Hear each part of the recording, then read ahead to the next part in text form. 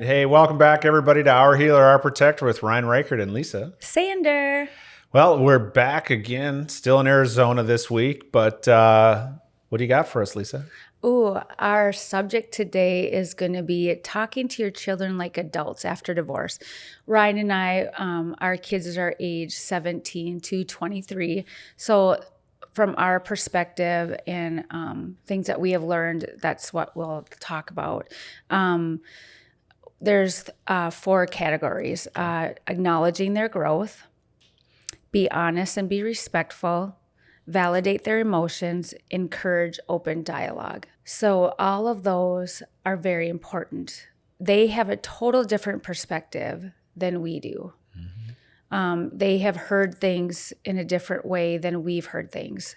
So, when you are going through divorce, at the end of it, when you are ready to split, there are conversations that they've heard that they probably shouldn't have heard.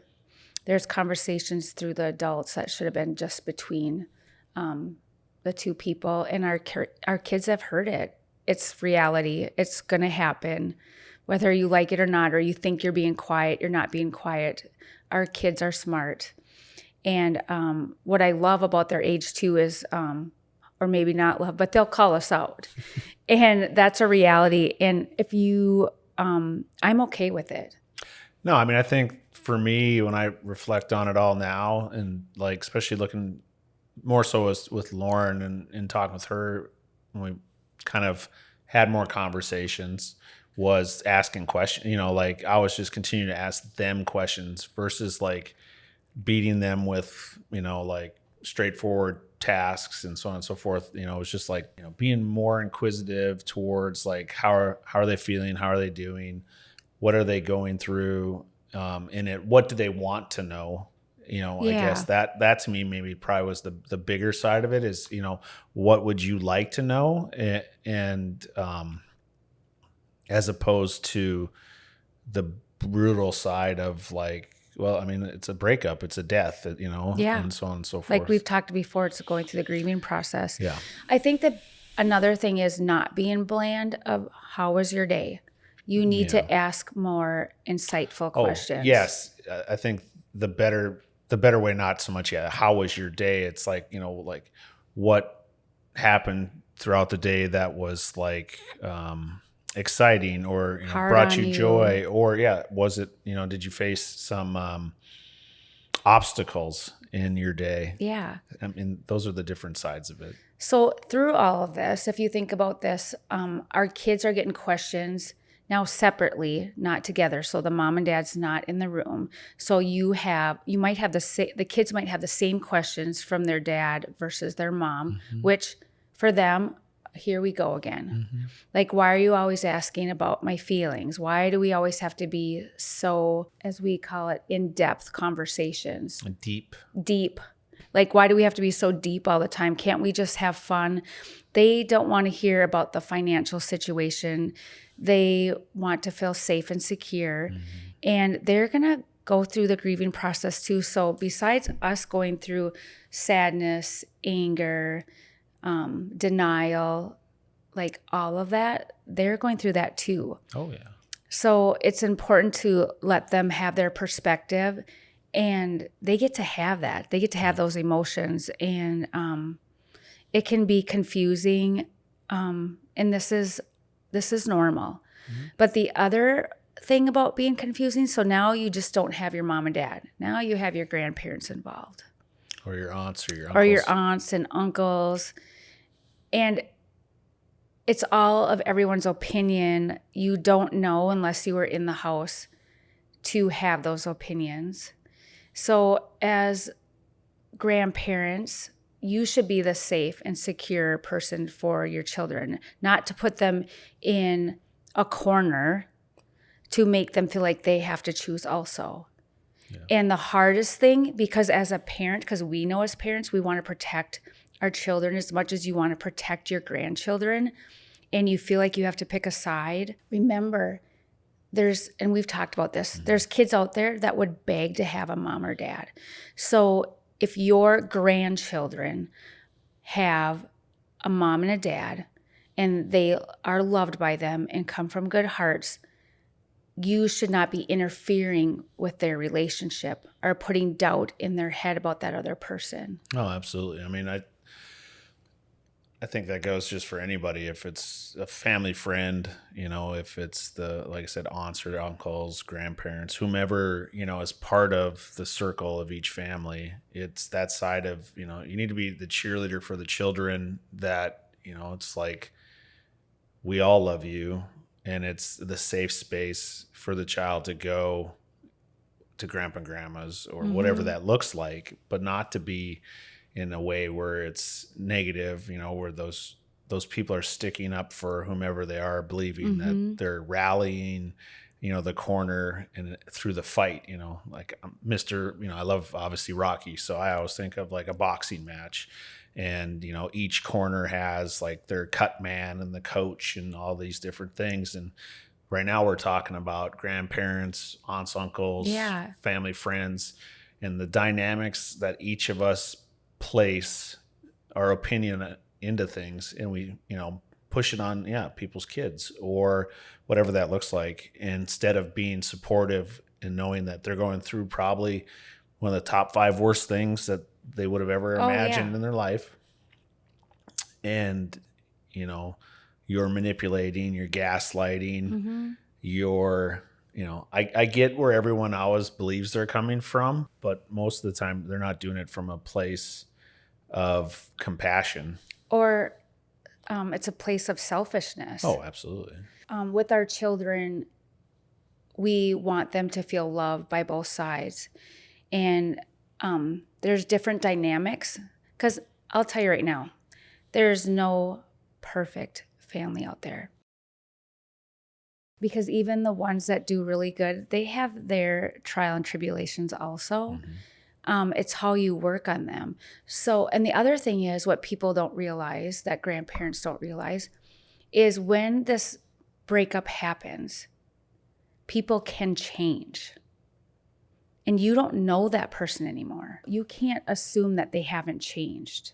It was interesting listening to your daughter's perspective of something that you used to do. And I'm like, I have never seen that side, or I can't imagine your dad doing that. So that perspective, like, people have to understand that there was conflict between the two people, and to release that conflict, and there can be that the other person comes out better than they were before, in reflection and healing. And I mean, I think we'd want that for anybody, right? Like, to actually evolve in such a way where you have these redemptions, and you redeem yourself through putting in work and focusing on your spirituality, your health, like your commitment to your community, all the things that, like, maybe you stopped doing after a life of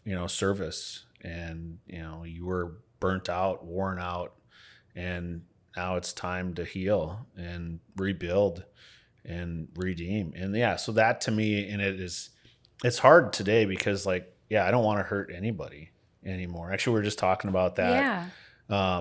Thinking about when it comes to even like hunting again, I was like, I had this moment the other day where it's just, I don't have the desire to be harmful to anything anymore. And I'm acknowledging, like, don't get me wrong, still love to hunt and fish. I believe it's just this moment I had where it's like, I'm a peacemaker today. It's not, all out war like it used to be in life. And that's because I was just broken on the inside and angry and resentful because I didn't have, the Lord in my life. And so that to me is like the biggest change that I see. And then I see that when it comes to how I communicate with others, and, so many times talking about, like, if you're coming into my world with, like hurt, destruction, whatever it may be, like, I'm sorry, like, I'm going to have to build a wall up between myself and you, because I'm not letting that kind of person into my life anymore. in saying that, for grandparents and aunt and uncles or cousins, like, our children are already going through pain. So don't be the one to add more pain onto them and put your feelings on their shoulders, and to have to reflect and say something to you to keep that in mind. If someone's texting you and like you're spending time with your dad or mom, like questioning you on that, of course, that's what you're supposed to do. Anybody that has lost a mother or father, they would do anything to get that person back. We have a place in each other's heart that make a difference. And it's not for you to choose what relationship they have with each person. Just like if we weren't happy with a family member texting our children, it wouldn't do any good for us to talk bad about that family member, like double backing on our children. Right. So they tell us something and then we'll be like, oh, how can this person all that? No, you listen and we just say, I'm sorry you're going through that. Like, set boundaries, stand up for yourself, but we don't want to add additional burden on their shoulders. No, absolutely not. No, I mean, it's one, like, it just makes it harder. Just like you said, everyone's going through what they're going through. We all have our own timeline for the healing journey. It's like, where are you assisting in the process to heal, not to continue to destroy or be destructive? Oh, and the other thing that we've talked about is with the relationships we were with before, like for 23 plus years, there was love there. So you love that person for so long, and all of a sudden now you just hate them. They're the most hateful person. I mean, there's a reason for the divorce, obviously.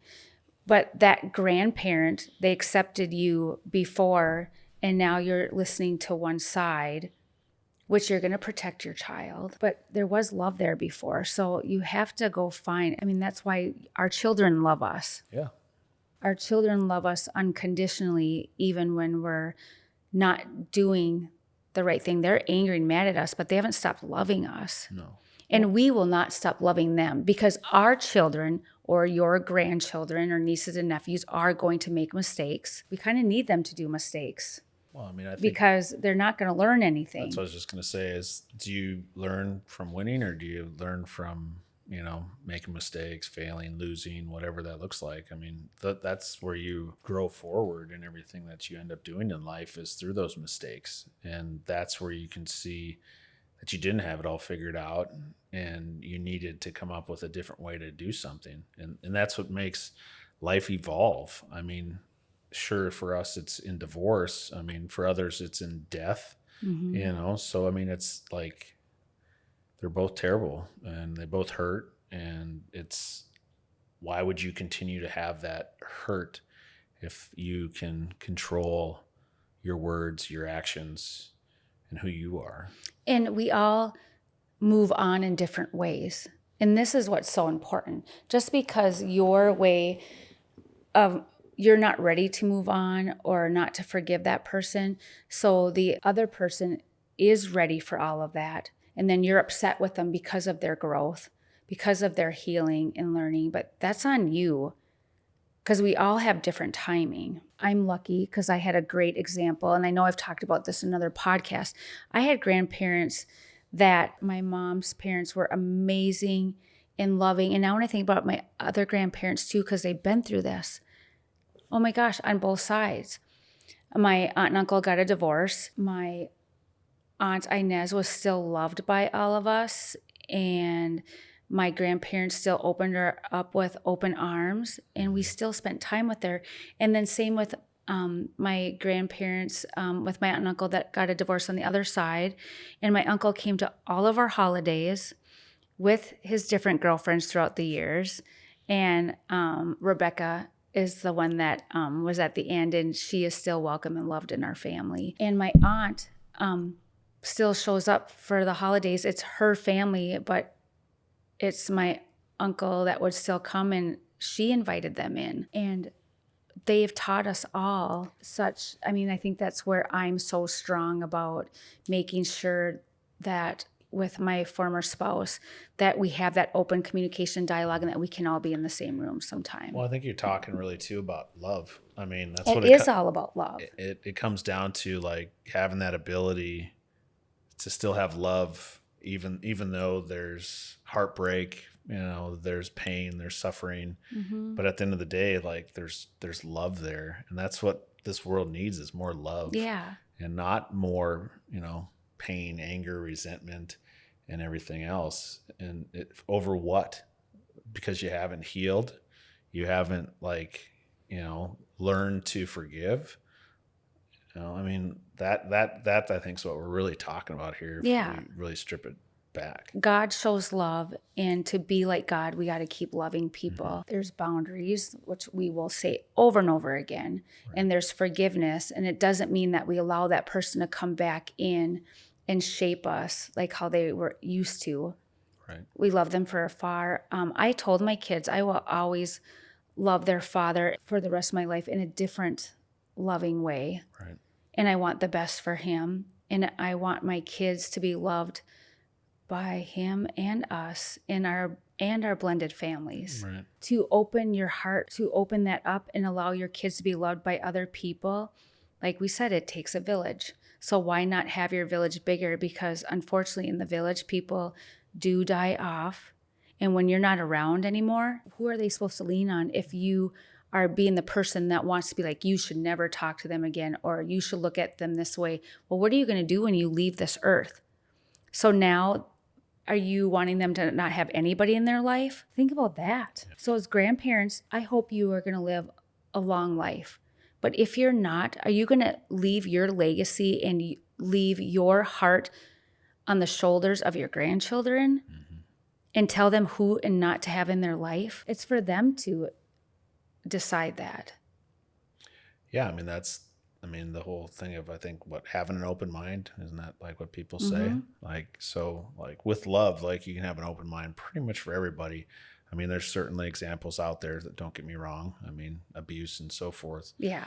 But when it comes to the rehabilitation side of someone mending their heart, mending their soul in such a way that you can, like, you have all those years of experience, and wouldn't you want to teach someone in a way that like would be beneficial for their future, especially when they have 60 to 80 years of growth, when you're talking about a young adult that like we're talking about here. And so yeah, to me, and to that end, that's like, what are you trying to do? Be the chain breaker, right? Like, and be the legacy maker, just like you said, because like that's what you're trying to do, is to allow them to flourish and not stifle.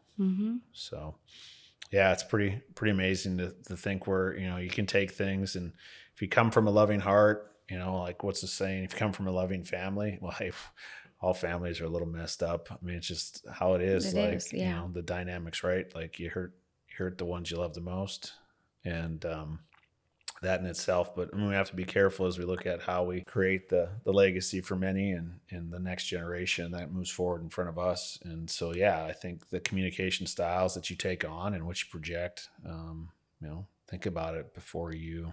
Right. And if you have generations of families that are part of your family and you keep seeing history repeating over and over again, why don't you be the one to stop it? History will repeat itself. If you're in the merry-go-round and you notice you have the same people on your ride, or you have less people and you're not changing things up, maybe you should take the roller coaster.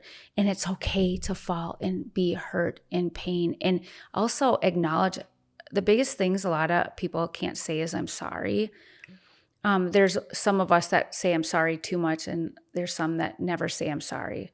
Well, I think you need to meet in the middle. Yeah, I gotta think like pushing people away. Like, are you good at, I mean, like we said, there's a difference between boundaries and then when you push people away because of who you are, your attitude, your projection, whatever it looks like, how you communicate.